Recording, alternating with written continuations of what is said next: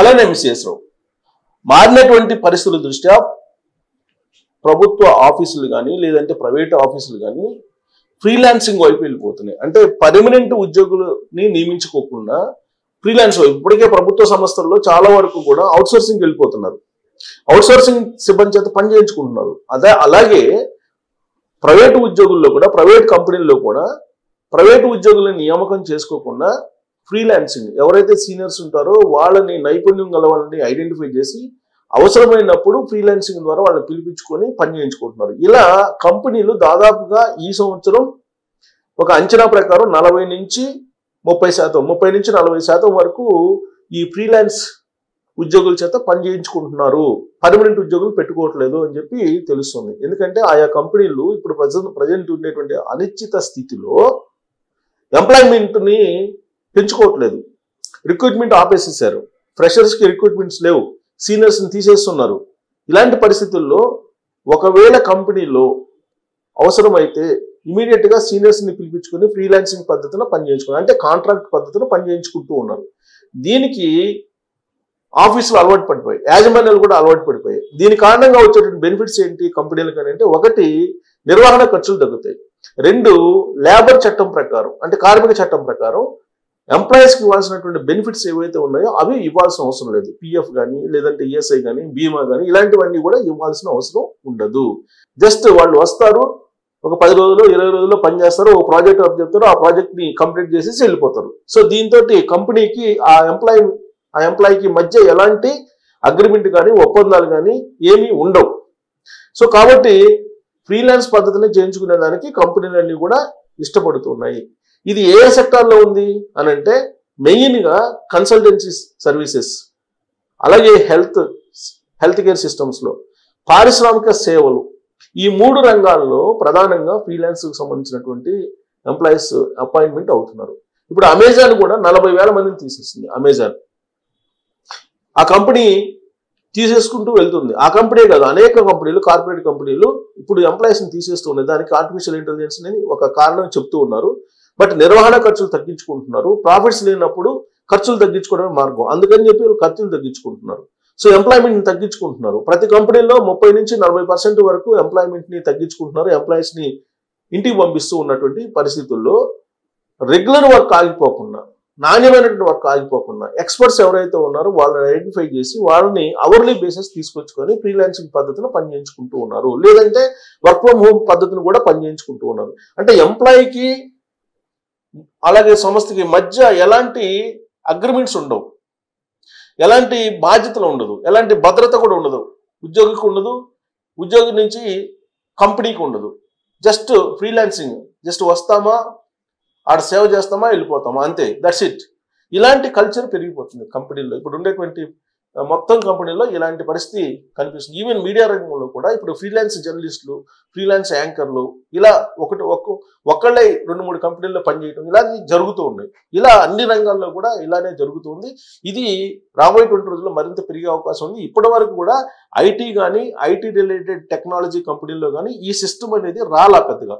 కేవలం 10% వచ్చింది. మిగతా రంగాల్లో 30 నుంచి 40% దాటిపోతూ ఉంటే ఒక్క టెక్నాలజీ అలాగే ఐటీ రంగంలో మాత్రం 10% మాత్రమే ఉంది. రాబోయేటువంటి రోజుల్లో ఇది మరింత పెరిగేటువంటి అవకాశం ఉంది అని చెప్పి అంచనా వేస్తూ ఉన్నారు. ఒకవేళ అదే జరిగితే ఎంప్లాయ్మెంట్ ఇంకా తగ్గిపోయేటువంటి అవకాశాలు చాలా ఉన్నాయి. దీనికి సంబంధించిన రిపోర్ట్ నేను చదివి వినిపిస్తాను.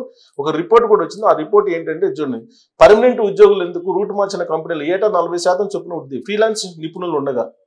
బిజినెస్ ఇది దేశంలో ఉద్యోగాల స్వరూపం రోజు రోజుకు మారిపోతుంది. గతంలోలా కంపెనీలు పర్మనెంట్ ఉద్యోగులను తీసుకునేందుకు పెద్దగా ఇష్టపడటం లేదు.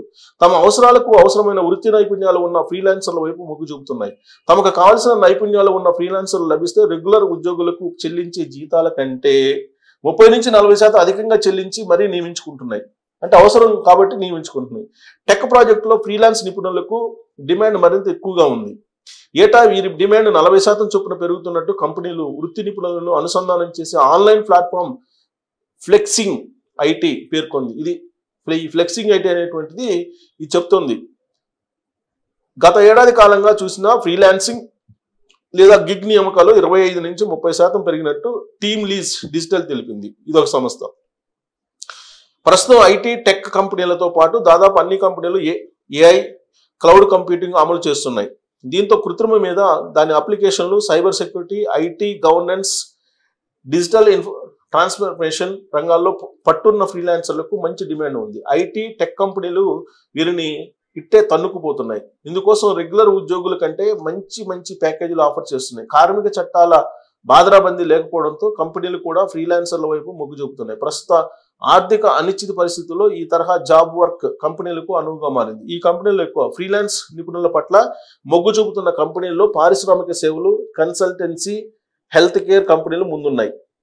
గత ఏడాది మొత్తం డిమాండ్లో 60% ఈ 3 రంగాలకు చెందిన కంపెనీల నుంచి వచ్చింది. ఐటీ టెక్నాలజీ నుంచి వచ్చిన డిమాండ్ 10%కు మించలేదు. ఎఫ్ఎంసీజీ, ఆటోమేటివ్ కంపెనీలు కూడా ఫ్రీలాన్స్ నిపుణులను పెద్ద ఎత్తున నియమించుకుంటున్నాయి. కొన్ని కంపెనీల్లో ఫ్రీలాన్స్ నిపుణులు chief technology officer, CTO, chief information officer, CIO వంటి బాధ్యతలను కూడా నిర్వహిస్తున్నారు. సో పెద్ద పెద్ద పోస్టులు, కంపెనీలు నిర్వహించేటువంటి పోస్టులను కూడా ఫ్రీలాన్సింగ్ పద్ధతులను తీసుకుంటున్నారు. జనరల్గా ఈ సిటిఓ, సిఓఓ ఇలాంటి పోస్టులని రెగ్యులర్గా తీసుకుంటారు కంపెనీలు. కానీ ఆ పోస్టులను కూడా ఫ్రీలాన్స్ పద్ధతిలో తీసుకుంటున్నారు. పర్మనెంట్ ఉద్యోగులుగా తీసుకోవట్లేదు. దానికి కారణం ఏంటంటే పర్మనెంట్ ఉద్యోగులకు తీసుకుంటే అనేక బెనిఫిట్స్ ఇవ్వాలి ఉద్యోగులకి. కానీ అలా ఇవ్వకుండా అవసరమైతే రెగ్యులర్ జీతం కంటే కూడా 30 నుంచి 40% అధికంగా ఇచ్చి ఫ్రీలాన్స్ వైపే వెళ్తున్నారు. ఫ్రీలాన్స్ ఉద్యోగులను తీసుకుంటున్నారు. ఫ్రీలాన్స్ ఉద్యోగులు అంటే ఏం కాదు, ఇదేదో పెద్ద కొత్త పదం కాదు. ఇది నథింగ్ బట్ అవుట్సోర్సింగ్. అవుట్సోర్సింగ్ అంటే కాంట్రాక్ట్ పద్ధతిని తీసుకుంటున్నారు. ఇప్పుడు మనం అవుట్సోర్సింగ్ అంటున్నాం, ప్రభుత్వ విభాగాల్లో అవుట్సోర్సింగ్ కార్మికులు అంటున్నాం. ఈ అవుట్సోర్సింగ్ కార్మికుల్ని ఉపయోగించుకొని అవసరం మేరకు అవసరం తీరిపోయిన తర్వాత వాళ్ళని పంపించేస్తారు. అంటే ఉద్యోగ భద్రత అనేది ఉండదు.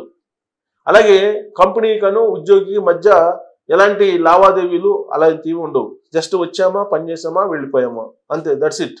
సో ఇలాంటి కల్చర్ పెరిగిపోతుంది. ఫ్రీలాన్సింగ్ సిస్టమ్ అనేది పెరిగిపోతుంది. అన్ని రంగాల్లో కూడా ఇది రాబోయేటువంటి రోజుల్లో మరింత పెరిగేటువంటి అవకాశాలు క్లియర్గా కనిపిస్తూ ఉన్నాయి. కాబట్టి ఈ పందా కనుక కొనసాగితే రెగ్యులర్ ఉద్యోగుల్ని వీళ్ళంత వరకు కంపెనీలు తగ్గించుకునేటువంటి పరిస్థితులు ఉంటాయి. ఇప్పటికే అన్ని రంగాలు వచ్చినాయి.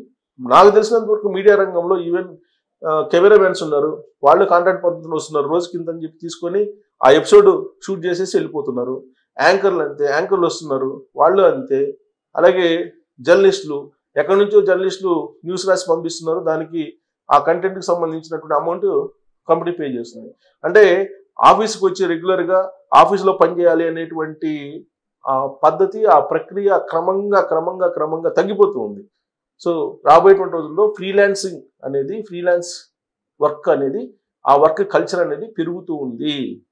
ఇది రాబోయేటువంటి రోజుల్లో ఎలాంటి పరిణామాలను తీసుకురాబోతుంది ఎంప్లాయీ ఎంప్లాయర్ మధ్య అనేది మీరు రోల్ చేయొచ్చు. Thank you.